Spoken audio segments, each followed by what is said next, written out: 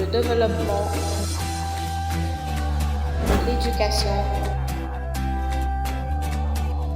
la culture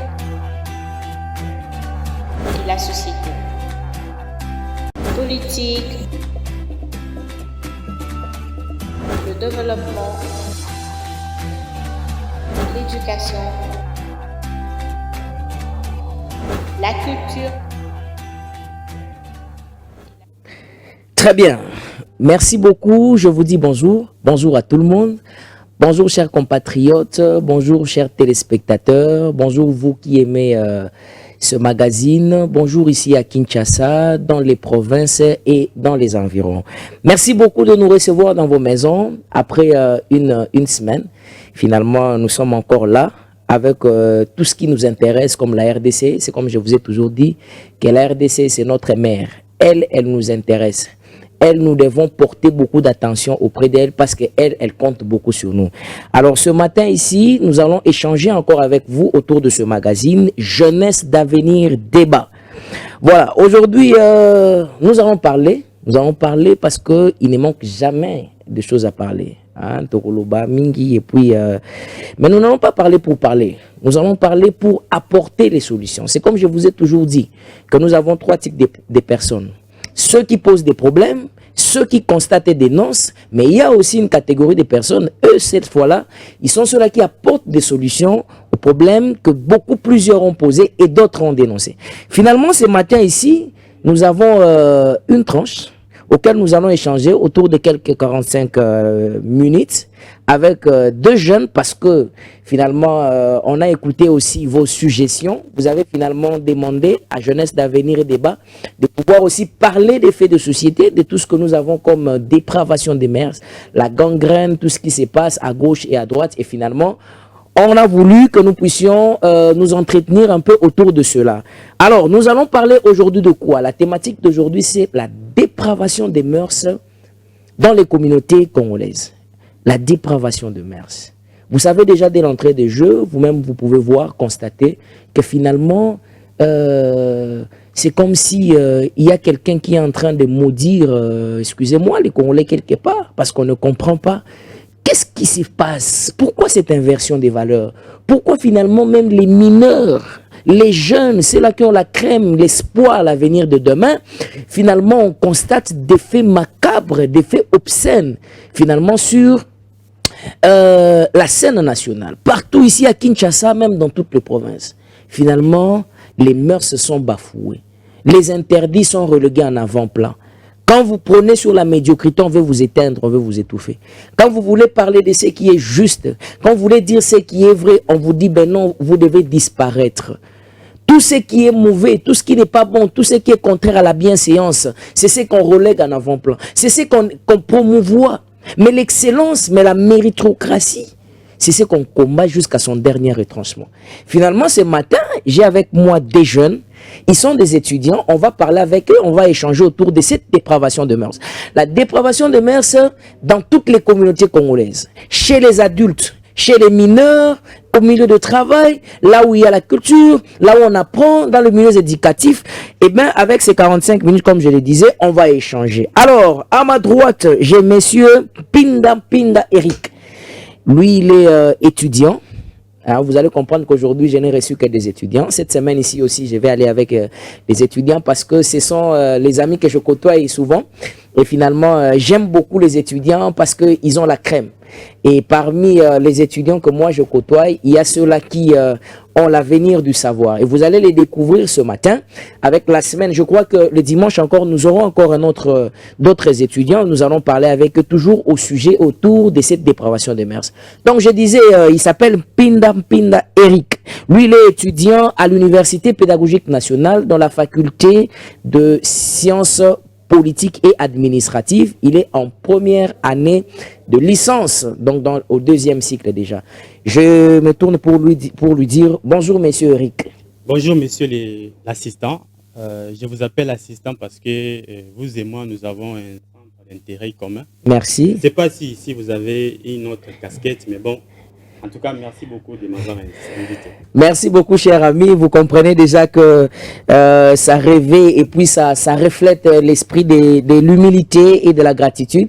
Merci beaucoup. Mais ici, nous allons échanger autour des questions purement sociologiques. Et là, maintenant, cette fois-là, je me tournerai pour être un journaliste devant vous. Merci beaucoup. Alors, j'ai à côté de moi ici, à gauche, monsieur Emilien Mouepou Moutoka. Lui, il est étudiant aussi à l'université, cette fois-ci à l'UNIKIN, à l'université de Kinshasa. Il est en première année de licence aussi, donc au deuxième cycle, toujours dans la même faculté, faculté de sciences sociales, administratives et politiques, au département de SPA, donc de sciences politiques. Voilà, je le salue déjà. Bonjour, monsieur Emilien. Bonjour, Mr. John, monsieur les journalistes. Alors, vous êtes très heureux, vos impressions ici ce matin? Oui, je suis heureux parce que j'ai été honoré d'être invité sur ces plateaux, mais aussi, beaucoup plus quand il s'agit de parler de la République démocratique du Congo, qui est mon pays, ça m'emballe, ça me fait du bien. Très bien, là je suis déjà très content. Alors nous allons déjà évoluer avec les sujets, hein, vous sentez, ici à ma gauche j'ai monsieur Eric et de l'autre côté monsieur Emilien, vous allez les découvrir. Ce sont vraiment des intellectuels et on va parler aussi, ils vont réfléchir autour de la République. Cette fois-ci, la tribune leur est accordée pour parler. Vous aussi, vous allez faire comme eux, en contactant tout simplement le numéro qui est au bas de l'écran. Mais d'abord, aujourd'hui, le sort est tombé sur eux. Nous avons deux parties. Nous allons prendre la première où nous allons parler du phénomène Bombé et puis nous allons parler de cette délinquance via les réseaux sociaux.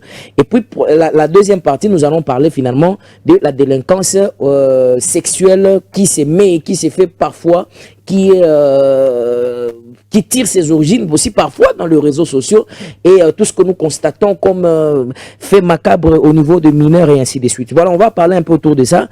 Voilà, nous allons entamer déjà la première partie et j'ai envie de poser la question à monsieur Emilien.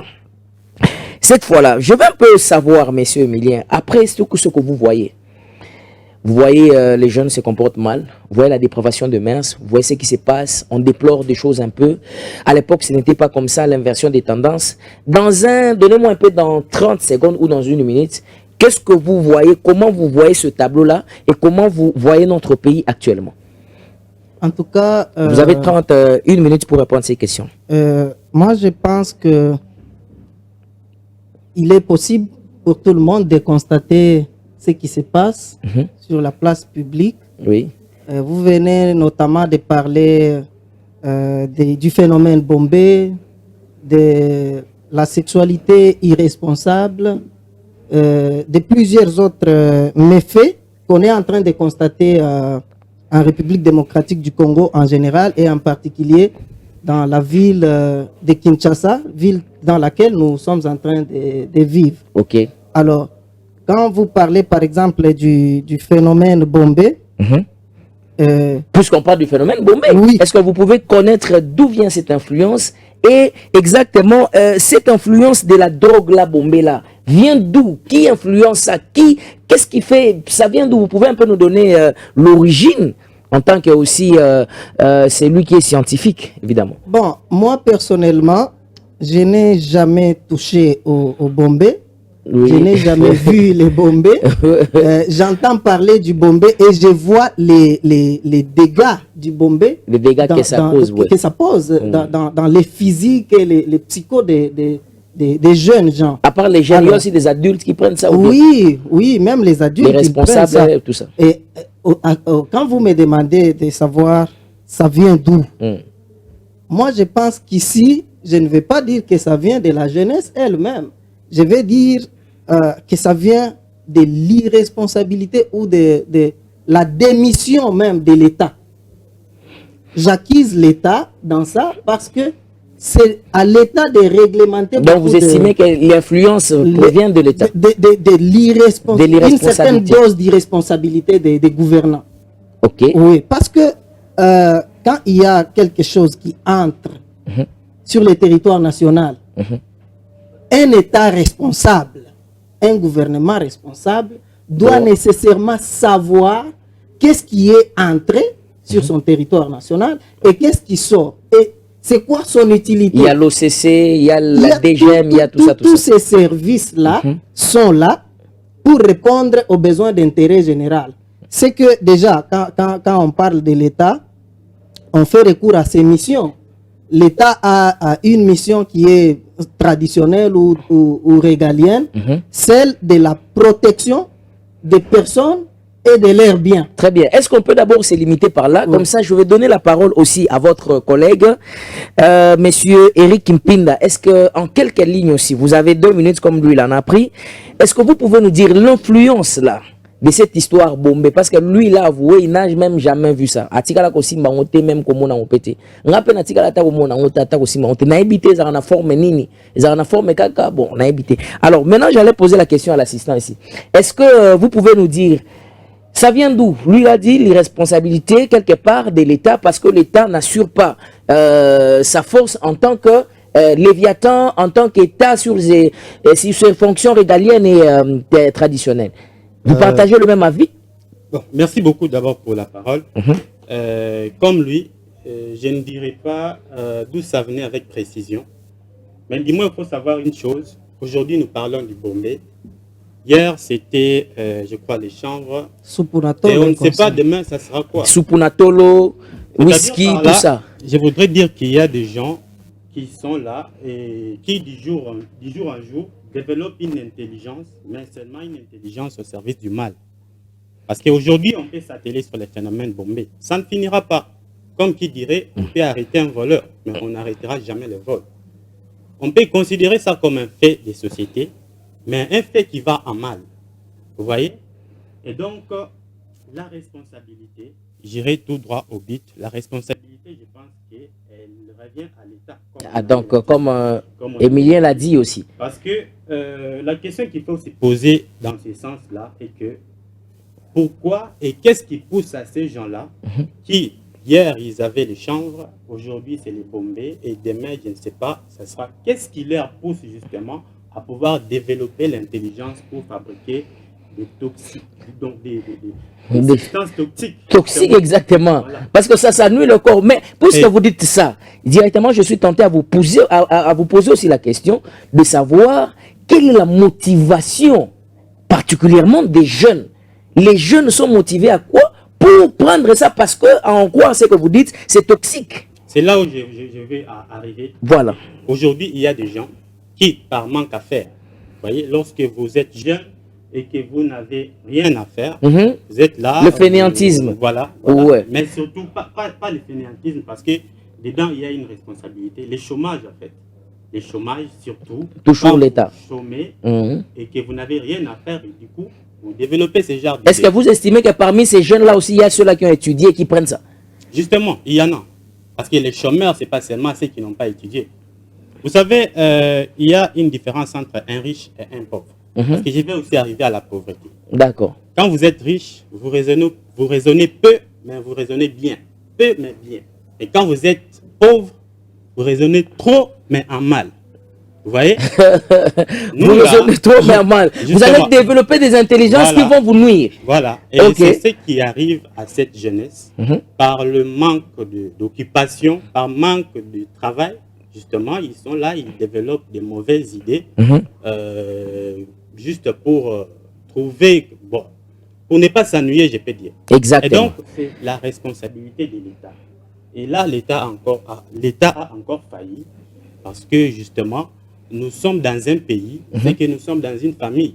Dans chaque famille, il y a toujours un père qui doit se tenir et imposer une ligne de conduite. Donc ça veut dire que quelque part aussi le papa est démissionnaire et la maman est démissionnaire. C'est que l'État nous laisse tout bounanaka nous-mêmes. Voilà pourquoi nous sommes en train de nous plonger par là. Je veux vous revenir s'il vous plaît, je ne vous ai pas coupé la parole, mais je voulais avoir le même avis, si lui partage aussi le même avis que vous, dans le même sens. Où vous avez dit, parce que je voulais poser la question, qu'est-ce qui pousse les jeunes et qui pousse les gens, parce que vous avez dit, il y a aussi certains responsables qui prennent les bombes là.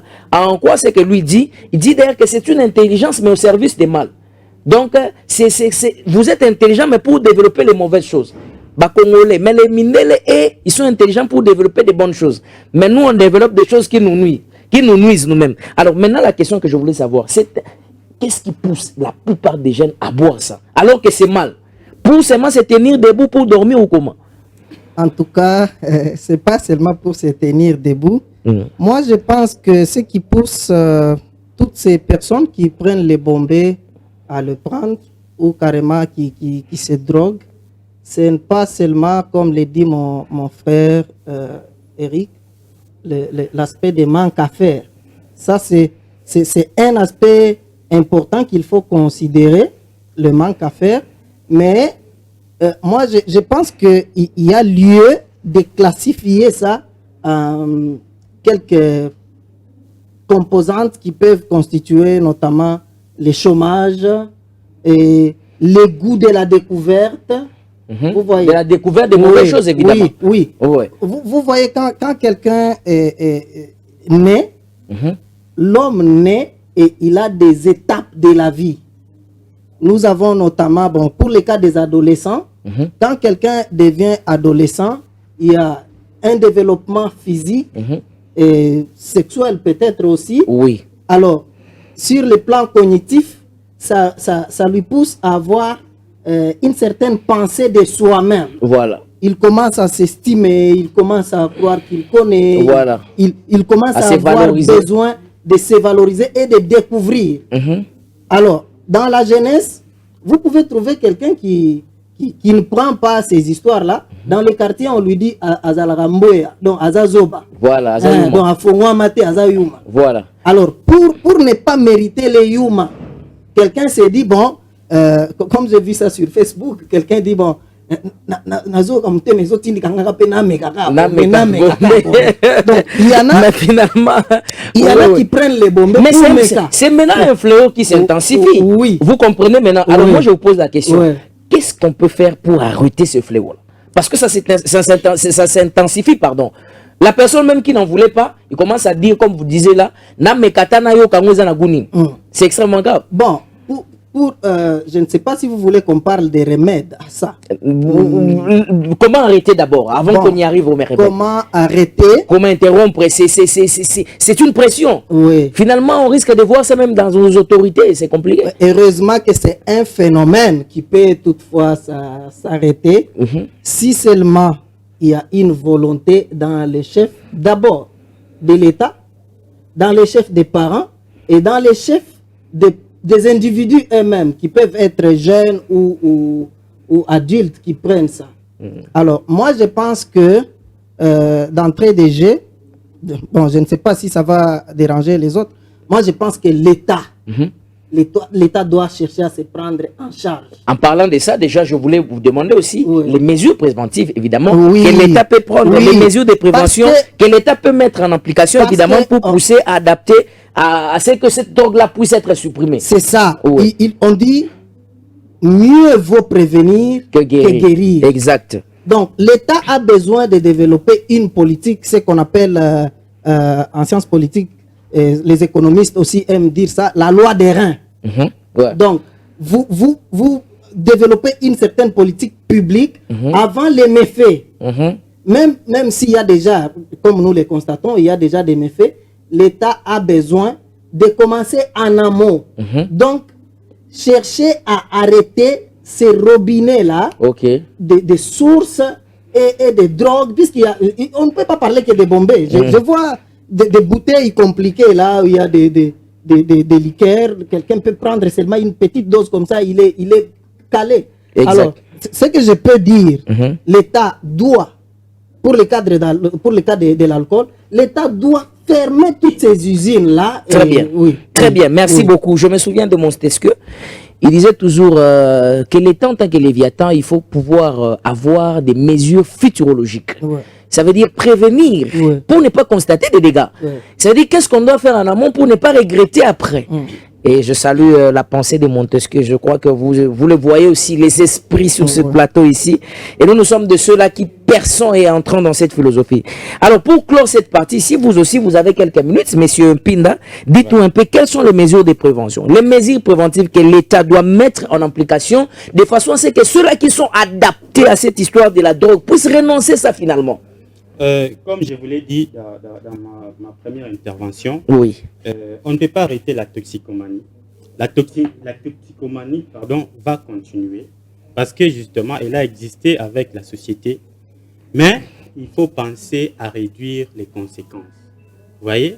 Et qui va réduire les conséquences? C'est l'État. Ok. C'est l'État à travers des mécanismes de conscientisation, des stratégies de conscientisation de la jeunesse. Très bien. Vous voyez? Et donc, aujourd'hui, dire qu'on doit mettre fin, parce qu'il faut rappeler l'origine du bombé, à ce que je sache. C'était d'une matière qu'on appelle catalyseur. Catalyseur, donc c'est dans le tuyau d'échappement au devant là. Et les jeunes utilisent ça pour se droguer. Extrêmement. Ça, c'est un constat que nous avons fait. Mais qu'est-ce qu'il faut faire? Il faut penser à arrêter ou bien penser à réduire les risques. Je pense qu'il faut penser à réduire les risques. Très bien. Parce que c'est compliqué d'aller dire à un jeune qui a déjà pris goût à cela de laisser parce que c'est mauvais. Juste lui dire que non, il faut laisser, c'est mauvais. C'est compliqué. Très bien, merci beaucoup. C'est par ces mots-là qu'on va clôturer cette première partie. Nous prenons rapidement la deuxième partie de l'émission pour vraiment atterrir tout doucement pour arriver à la fin. Alors, la deuxième partie, nous avons prévu de parler sur finalement la délinquance sexuelle via les réseaux sociaux. C'est toujours avec les jeunes, avec les mineurs, mais aussi pas seulement eux. Il y a même ceux-là qui sont les adultes et les responsables qui en font. Alors finalement, nous, on veut que nous puissions revenir sur la voie. On veut que nous puissions revenir sur le chemin. Ici, j'ai des jeunes qui réfléchissent. Hein, ce sont des jeunes qui donnent leurs idées et qui estiment, comme les réalistes disaient, non, plutôt c'était les idéalistes, ils disaient, ils voulaient voir comment la cité devrait être considérée par rapport à ce que nous vivons ici. Mais aujourd'hui, ils vont réfléchir comme des penseurs aussi libres. Alors, je me tourne vers messieurs Emilien. Par rapport à cette délinquance sexuelle que nous voyons, que ce soit chez les adultes, chez les mineurs, dans toute la couche de la population, dites-nous un peu les déclencheurs, c'est quoi? Qu'est-ce qui provoque tout ça avant que nous n'entrions un peu dans le fond? Il y a une pensée qui dit bona culina, bona discipline. Très bien. Alors, donc la bonne cuisine est un facteur d'une bonne éducation. Alors, les gens qui sont devenus adultes aujourd'hui, ce sont des adolescents et des pubères d'hier. Et aujourd'hui, on les voit adultes. Alors, pour la plupart, c'est un problème de l'éducation d'abord. L'éducation, je peux aller dans le sens de l'éducation au niveau national. Je peux descendre de l'éducation au niveau familial, et l'éducation au niveau de l'église et de la cité. L'éducation diffuse aussi. Oui. Alors, avec cette révolution dans les domaines pratiquement des réseaux sociaux, ça a facilité aux jeunes gens de voir ce qu'ils entendaient dire derrière les murs. Ils sont maintenant capables de les voir. Ils sont maintenant capables de les voir sans intermédiaire. En tout cas, ça pousse à la jeunesse en général et aux personnes qui sont moins instruites en la matière de se lancer sans contrôle. Voilà. Oui. Est-ce que vous pouvez d'abord se limiter là, comme ça vous allez évoluer. De l'autre côté, je vais aussi demander à monsieur Eric Mpinda, est-ce qu'il partage le même avis que lui? Parce que la question ici, c'est de savoir qu'est-ce qui provoque ça finalement, qu'est-ce qui déclenche cette délinquance de la sexualité. La délinquance, ça veut dire qu'il n'y a plus de moralité dans la sexualité, parce que bien qu'avant qu'il n'y en a déjà pas, mais bon, il y a une petite dose, mais il n'y en a plus quand même, par exemple. Je peux dire oui, parce que vous savez, c'est tout simplement ce qui arrive lorsque l'éducation dans un pays a perdu sa première place. L'école et l'université ont toutes perdu leur première place. Parce qu'il faut le dire, on ne peut qu'évoluer sur base d'une certaine éducation. Justement, l'éducation fait aussi partie des facteurs du développement d'un pays. Et lorsque l'éducation perd sa première place dans un État, on ne peut qu'arriver à ce genre de choses. Donc finalement, c'est l'État qui a toujours la première place en termes de responsabilité pour l'éducation des enfants ou pour l'éducation de tout le monde, je voulais dire. Vous savez, nous avions connu les réseaux sociaux, nous avons connu Facebook, WhatsApp et autres. Et du coup, nous évoluons dans un système, qui est en pleine mutation, pardon. Et donc, les réseaux sociaux sont arrivés au Congo. Ce n'était pas par notre gré. On n'a pas voulu que cela puisse arriver. L'État qui a le monopole de signer des accords, qui a le monopole de gérer, qui a le monopole d'avoir une certaine suprématie sur les pays, ayant le monopole de contrôle sur les entrées et les sorties en termes de technologie, devrait plutôt avoir une sorte je peux dire, établir un bon nombre de règles dans ce sens-là, concernant l'utilisation des réseaux sociaux. Oui, puisque vous parlez de ça aussi. Contrairement à ce que nous voyons, on nous a donné Facebook et on nous a laissé on l'a laissé à notre propre merci. Mais finalement, Facebook n'est pas contrôlé par le gouvernement, par l'État. Facebook est géré à partir de l'international, mon ami. Dans d'autres pays, il y a des règles. Dans d'autres pays, il y a des lois. Alors, puisque vous parlez des règles et des lois, moi maintenant, je vais vous poser la question. Finalement, quels sont les moyens? Le moyen de sensibilisation, n'est-ce pas, que l'État devrait prendre en considération? Parce que vous, là, vous êtes en train de réfléchir, évidemment. Puisque vous êtes en train de réfléchir, on veut que nous puissions réfléchir ensemble avec cette population ici. Vous, s'il s'agissait de vous, s'il ne dépendait que de vous, vous devriez porter quel conseil pour prendre des mesures, pour dire que non, voilà tel moyen, utiliser ceci et cela, que ce soit comme des courants de communication, de façon à ce qu'on puisse arrêter et faire face à cette antivaleur qui est la délinquance sexuelle. Je suis parti d'abord de l'éducation. L'éducation commence par la famille. Vous savez, lorsqu'on n'a pas une bonne éducation d'abord au niveau de la famille, il est fort possible de l'amener à l'espace, sur l'espace partout où vous serez. Voilà. Vous allez refléter l'éducation de votre famille. Et bien que, je l'ai dit, l'éducation commence par la famille, mais la famille elle-même, elle est incapable d'assurer l'éducation de l'enfant de sa naissance jusqu'à son âge adulte. Et c'est pourquoi d'ailleurs il y a eu apport de l'école. Et qui gère les écoles? C'est l'État. Encore l'État. Encore l'État. Encore l'État, encore. L'État est partout finalement. Tout ce que nous pourrions dire, il n'y a qu'une chose qu'il faut retenir. L'État a complètement perdu sa place. Et ça, on ne peut pas se voiler de face pour le dire. Voilà, je clôt un peu ces propos par ces dernières phrases. Ces dernières phrases ici. Fini. Je sais que vous n'avez pas fini. Nous allons revenir. Je vais d'abord poser la question à M. Emilien s'il partage le même avis. Finalement, je retrouve l'État partout. On retrouve l'État ici, on retrouve, même pour le phénomène, bon, l'État doit pas. Mais maintenant, ici, on parle de cette délinquance sexuelle qui aussi concerne pas seulement les mineurs, mais aussi les majeurs, les responsables, les adultes, les grandes personnes. Avec ce que vous savez, vous connaissez, il y a des histoires parfois de sextapes, des XY choses, des choses vraiment qui ne sont même pas propres à dire. Parce que moi, je n'arrive même pas à parler, à prononcer ces histoires-là dans ma bouche, parce que c'est extrêmement, c'est dégueulasse au fait. Mais maintenant, je voulais savoir, si l'État pouvait prendre des mesures de prévention, ou utiliser des courants pour sensibiliser, vous pouvez peut-être donner un avis. Vous dites que si moi j'étais là, qu'est-ce que vous conseillerez ou vous direz que voilà, mettons tel mécanisme qui soit comme des outils de sensibilisation afin, si ça ne va même pas s'arrêter à 100%, mais est dosé quand même à tout moment. Attendez, on ne sait pas ici dire que les réseaux sociaux ne sont pas importants pour la société, mais c'est la question de l'utilisation.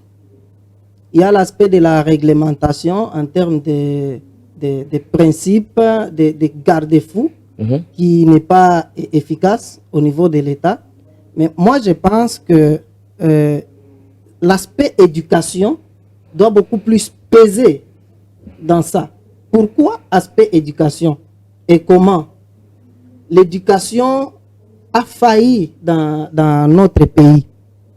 Parce que vous pouvez imaginer les cours, par exemple, les cours d'éducation civique et morale. Je ne sais même pas sa pondération, si elle est à quelle échelle. Éducation civique et morale, oui, édicite. Comparativement à la langue française, mathématiques et consorts. C'est toujours pondération 2, 3. Les élèves travaillent, par exemple, sur 20, alors que c'est un cours qui doit nécessairement avoir une forte pondération, oui. Et un cours sur lequel les enseignants où l'État carrément devait mettre beaucoup d'accent. Voilà. Parce qu'en étant bien éduqué sur ces plans-là, l'homme sait se découvrir à soi-même et à la société. Il sait faire la différence de ce qui est bien pour lui et mauvais pour lui et même mauvais pour la société. Très bien. Alors, moi, je pense qu'il faut renforcer la question de l'éducation civique. Maintenant, si on descend au niveau de la famille, j'étais en train d'aborder l'aspect de bona culina, bona discipline. Vous avez l'État qui n'est pas à mesure de donner un bon salaire aux enseignants, aux militaires et aux autres. Les rendements. Oui. Alors, l'État ne sait pas, d'abord en tant que père, en tant que responsable, puisque si vous frappez votre enfant, avec la démocratie, on vous arrête. Ça signifie que l'enfant, c'est un enfant de l'État. Même vous qui êtes son papa ou sa maman, vous êtes de l'État. C'est que l'État, lui, n'a pas pu mettre des moyens permettant aux éducateurs qui sont parents et enseignants de bien éduquer les enfants. Et quand ils grandissent, la conséquence devient celle-là. Voilà, très bien. Alors, je préparez-vous, je vais vous donner votre dernier mot pour conclure cette émission parce que nous atterrissons déjà. Nous sommes pratiquement arrivés à la fin, au terme de cette émission. Mais comme vous avez beaucoup aimé les deux intervenants que j'ai appelés sur ce plateau, alors je vais leur donner un mot de la fin. Ils vont conclure, mais avec une question. Ils vont évoluer, ils vont conclure avec une question. Voilà, finalement, j'ai une question ici que j'ai gardée pour vous, où vous allez répondre, ou finalement vous allez ramasser. Hein? Je vais vous donner même 2 ou 3 minutes sans vous interrompre. Cette fois-là, je vous promets. Ici aussi, je vous donnerai 2 ou 3 minutes sans vous répondre, sans vous interrompre. Vous allez vous détendre d'abord. Alors, je voulais vous poser la question. Monsieur Mpinda, demain après-demain, vous serez aussi un responsable de l'État. Vous aurez aussi une place. C'est que ce que vous vous dites, ça aura de l'impact sur beaucoup de Congolais. Ça veut dire que votre décision aura de l'impact sur plusieurs Congolais. Est-ce que vous pouvez réfléchir en toute rationalité, s'il vous plaît? Vous pouvez réfléchir en toute rationalité. Vous vous dites que je suis devant ma conscience et mon avenir. Devant cette caméra, nous dire, pensez-vous que l'État doit renforcer sa rigueur pour discipliner et anéantir cette délinquance sexuelle qui se constate au sein de notre société via les réseaux sociaux? Et là, vous répondez maintenant comme si vous aussi, vous étiez partie prenante. Voilà. Vous savez, merci d'abord. Vous avez 3 minutes pour répondre à cette question, je ne vous interromps pas. Comme je vous l'ai dit, il n'y a que l'école et l'université qui peuvent assurer une bonne éducation par rapport à la dépravation, en fait, aux délinquances sexuelles. Oui, tout ce qui est comme dépravation de mœurs. Vous savez, je vais vous donner un exemple. Dernièrement, je pense chez vous à l'UNIKIN, on a tué un étudiant. Et nous, à l'UPEN, nous l'avons appris. Et nous pour le cacher. Voilà.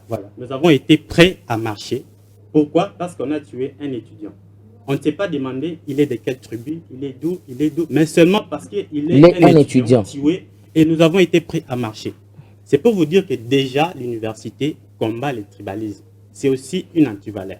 Voilà. Et là, nous faisons face à la délinquance sexuelle, la dépravation de mœurs, notamment le phénomène bombé. En tout cas, l'État doit se remettre dans ses responsabilités. Nos dirigeants, ça je martèle, nos dirigeants doivent éviter des futilités.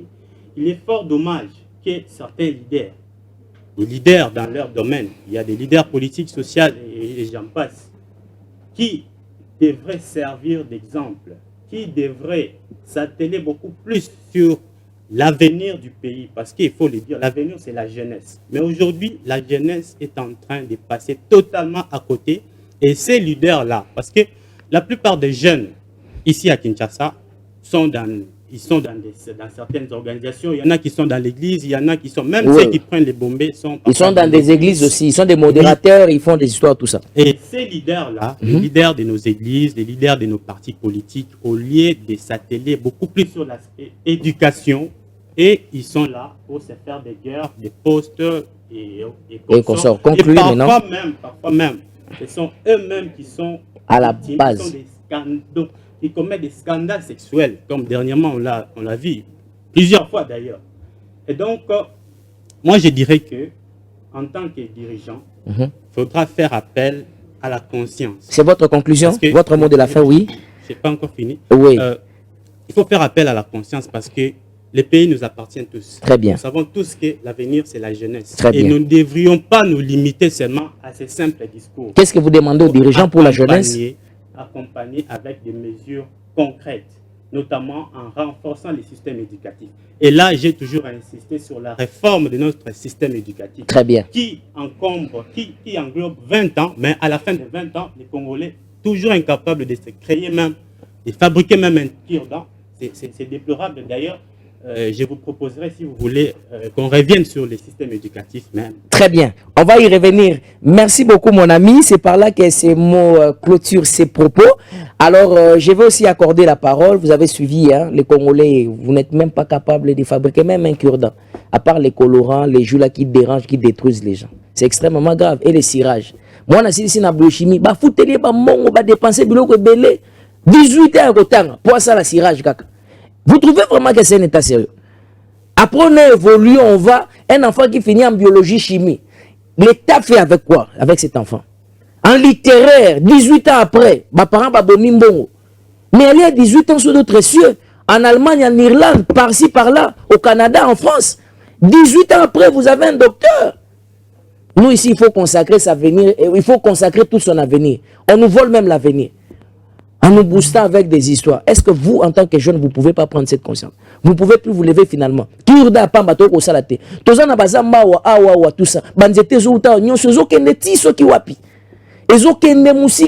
pour aller faire des cahiers là-bas pour nous amener. Alors que nous sommes propriétaires ici. De l'autre côté, là-bas, l'opinion vous dit, ne touchez pas la forêt équatoriale. C'est un réserve mondiale patrimoine international. Est-ce que vous-même, vous ne pouvez pas vous prendre en charge? Vous ne pouvez pas prendre conscience de ça. Je suis avec des jeunes ici qui réfléchissent.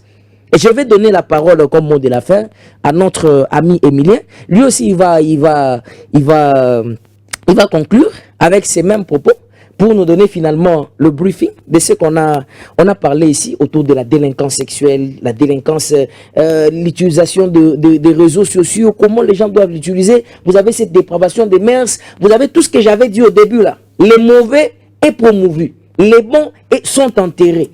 En tout cas, en quelques mots, vous avez 2 minutes ou 3 minutes, comme lui aussi. Moi, gestionnaire de l'État ou autorité politique, vous avez parlé du futur. Oui. Je pourrais revenir en arrière parce que j'ai toujours regretté la mort de M. Laurent Désiré Kabila. Oh, paix à son âme. Oui, ne jamais trahir le Congo. Moi, je ne le trahirai pas. M. Laurent Désiré Kabila avait développé une politique publique qui allait vraiment mettre fin, bon, pas clôturer ou carrément réduire tous ces méfaits que nous sommes en train de déplorer ici. Parce que nous avons relevé ici que c'est la mauvaise éducation et ce qu'on appelle manque d'occupation qui pousse aux jeunes et à tout le monde de faire ce qui est en train de se faire. Alors, Laurent Désiré Kabila met en place le service national. Il s'agit de quelque chose sur laquelle j'ai même travaillé concernant mon TFC. Ok. Donc, il y a la dépendance. Les sujets, c'est quoi déjà? Oui, j'ai travaillé sur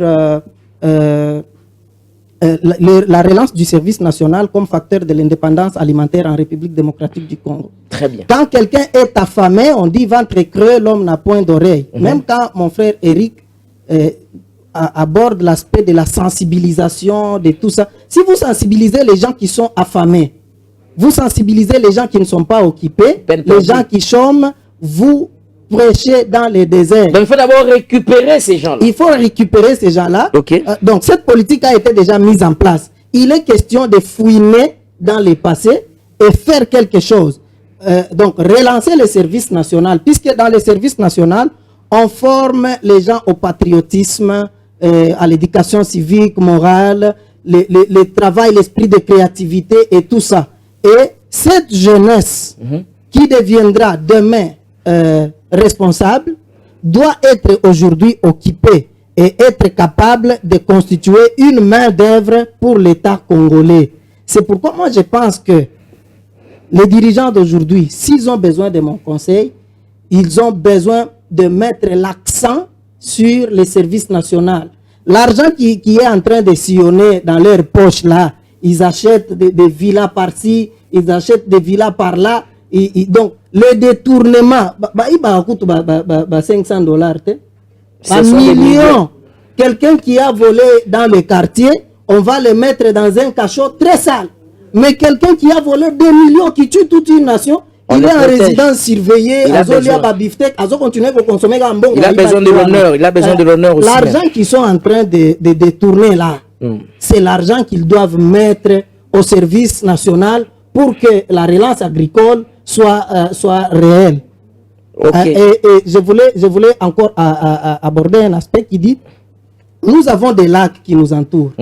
Ces jeunes gens et toutes ces personnes aussi qui chôment là, ont besoin d'être encadrés, d'être formés, pourquoi pas dans la pêche, pour produire quelque chose à manger dans ces pays, parce que quand on sera rassasié, on aura la possibilité de bien réfléchir. Très bien, merci beaucoup, mon ami Emilien Mouepumutoka.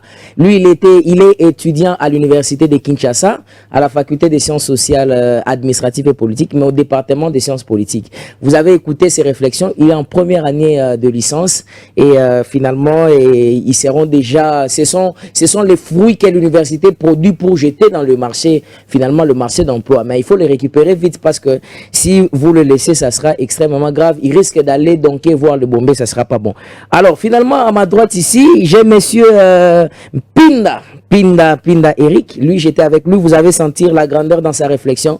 Ce sont des amis que j'aime beaucoup, et faites aussi comme eux. Si vous êtes intéressé, vous nous écrivez avec les numéros qui sont juste affichés au bas de l'écran. Nous allons échanger avec vous beaucoup de sujets. Vous avez déjà vu là, j'ai un sujet de ce côté, et moi aussi j'ai déjà pris un autre sujet. Nous allons échanger. Mais pour le dimanche, nous allons nous rencontrer aussi avec d'autres étudiants. Là, nous aurons encore un autre débat. Ça sera très houleux. Vous, je vais vous garder. On va revenir encore pour d'autres sujets intéressants. Nous voici, chers amis, à la fin de cette émission. Je vous dis grand merci, en tout cas. Je vous dis très grand merci. Oui, donc... vous qui avez suivi, vous aimez ce magazine, vous qui aimez Jeunesse d'Avenir et Débat, et je vous dis grand merci. Partout vous nous suivez, écrivez-nous, commentez, appelez, donnez-nous vos suggestions et vos remarques. Nous allons finalement écouter, nous allons finalement entendre ça, parce que nous avons besoin de faire un très bon travail. Vous voulez participer, que c'est comme j'ai dit, appelez-nous. Vous êtes jeune, vous estimez que vous avez des réflexions positives, nous allons vous recevoir et on va échanger autour de ça, parce que tout ce qui est de la RDC, c'est tout ce qui nous intéresse. Finalement, si vous pouvez retrouver cette émission dans toute son intégralité, vous allez sur YouTube, Servir ma Nation TV. Vous allez voir cette émission dans toute son intégralité. Vous vous abonnez. Quand vous vous abonnez, vous cliquez sur la cloche de notification pour ne rien manquer en termes d'information. Parce que cette émission va beaucoup vous édifier, va vous faire beaucoup de bien. Et là, je remercie le coordonnateur de cette équipe de ce magazine Jeunesse d'Avenir et Débat, Monsieur Racine Birega, qui fait tout, en tout cas, toutes les ménages pour que nous puissions réussir et que tout ceci aille de l'avant. Et toute l'équipe, je vois Joël JT là où il est, je te salue mon ami. Je vois Déborah là où il est, elle est aussi, je la salue. Et tous ceux-là qui mettent leur concours. Et nous remercions aussi la chaîne Tingui Télévision pour cet espace merveilleux que nous accorde afin que nous puissions vraiment diffuser et que cette émission passe. Alors, nos programmes, nous avons le programme chaque vendredi à partir de 16h20, nous diffusons notre émission. Et puis à 17h, juste là, c'est le dimanche. Dimanche à 17h, nous avons aussi une diffusion. Mes chers amis, s'il vous plaît, parce que finalement, vous avez posé la question aux penseurs libres. Mais qu'est-ce qui se passe? Nous attendons l'adhésion. Finalement. Je voulais vous parler d'un arbre. Cet arbre-là, c'est l'arbre qui a été dévoré et consommé par les Gélèques, les Gazam, le Asile et la sauterelle. Cet arbre-là, vous allez me demander, c'est quoi? C'est la RDC, qui a été gangréné par tous ces vampires qui n'ont jamais eu pitié du Congo, qui ont dévoré le Congo avec les écorces, jusque même dans le tronc qui ont pénétré, c'est là très fort. Et maintenant, finalement, cet arbre-là va germer. Cet arbre bourgeonne, est en train de bourgeonner avec une nouvelle génération qu'on appelle la nouvelle génération consciente. C'est un parti politique, finalement, vous allez le voir, qui va se mettre, qui va étendre tous ses jalons ici, dans la capitale et dans toute la province. La nouvelle génération consciente qui est la NOGECO en sigle. Nous avons un peuple et un destin. Mais pourquoi on parle de peuple? On parle d'un peuple tout simplement parce que le peuple est le souverain premier, constitutionnellement reconnu. Pourquoi le destin? Mais le destin parce que nous avons notre avenir devant nous. Eux, ils ont leur avenir derrière eux. Et voilà cette génération consciente qui s'élève finalement, où nous sommes en train de parler des valeurs. Tu es jeune, tu veux parler de la Nogeco, mais finalement, viens, parce que c'est la nouvelle génération consciente, et nous allons parler des idées. On ne parle pas des jeunes en termes d'âge, mais on parle des jeunes en termes de réflexion. Vous pouvez voir un vieux, mais qui a l'esprit du redynamisme, qui a l'esprit du renouveau. Mais il y a des jeunes qui réfléchissent de manière mosaïque et archaïque, comme s'ils étaient au Moyen-Âge et à l'époque contemporaine. Mais finalement, on a besoin de gens qui peuvent parler de la RDC sans avoir froid aux yeux. Et réclamer les droits, réclamer la parole qui nous a été arrachée. Vous allez le trouver qu'à Nogeco, nous avons un père et une mère. Le père, c'est le président de la République et notre maman, c'est la RDC. C'est ce qui nous intéresse. Alors finalement, venez, vous allez voir, la semaine prochaine, nous allons descendre sur toute l'étendue et nous allons parler de ça, nous allons briguer finalement, nous allons dire qu'est-ce que nous voulons pour la RDC. La RDC doit beaucoup, la RDC a besoin de beaucoup de choses, chers amis. Je vous ai toujours dit que c'est un héritage. Nous sommes les revenus, nous sommes des Lumumba. Tu vas dire non, Lumumba, oui Lumumba. Les hommes meurent, certes, mais les esprits ne meurent jamais. Les esprits reviennent toujours.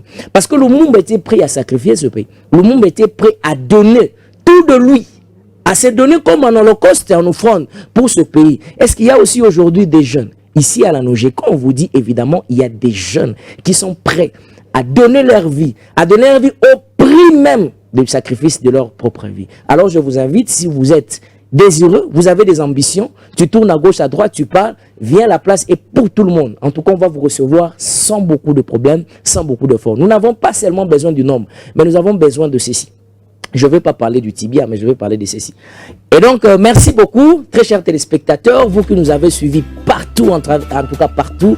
Merci Ntingi Télévision, merci tous les techniciens et merci tous ceux qui ont assuré à ce que cette émission soit vraiment vraie et que vous puissiez nous recevoir 5 sur 5 dans vos maisons. Et pour cet après-midi, nous vous disons au revoir et moi, je veux me rencontrer avec vous le dimanche pour un prochain numéro. Bye. L'éducation, Salut. la culture et la société.